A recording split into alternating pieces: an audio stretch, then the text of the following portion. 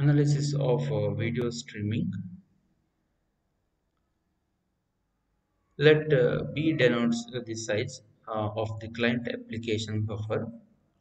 See here in this figure, this is the client application buffer, where B is the size of the client's application buffer. And let this Q denote the number of bits that must be buffered before the client application begins layout. And see here, B is greater than Q. Okay, and let R denotes this R. This R denote the video consumption rate, that is the rate at which the client draws bits out of the client application buffer during playback.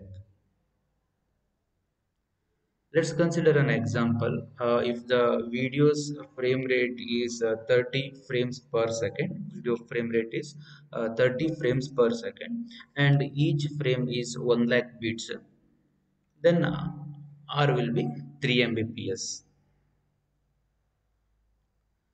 Let's assume that the server sends bits at a constant rate x.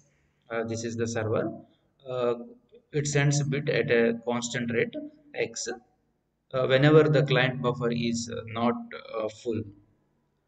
Suppose at time t equals to 0, the application buffer is empty. This application buffer is empty at time equals to 0, and video begins arriving to the client application buffer from the server. Now let's determine TP, that is the time when Q bits have entered the application buffer and playout begins. We know that bits arrive to the client application buffer at a rate x, and no bits are removed from this buffer before playout begins.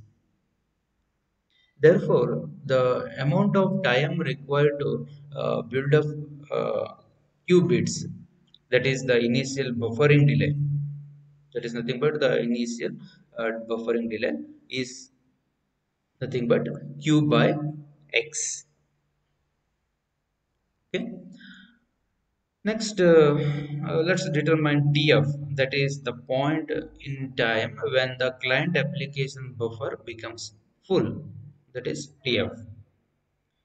We first observe that if x is less than r, that is, if the server send rate is less than the video consumption rate, then the client buffer will never become full when x is less than r.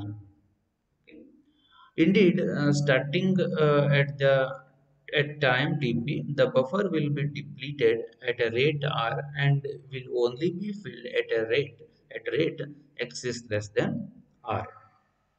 Eventually, the client buffer will empty out entirely, at which the time will freeze on the screen while the client buffer waits another TP seconds to build up qubits of video. Thus, when the available rate in the network is less than the video rate, playout will alternate between the periods of continuous playout and periods of freezing.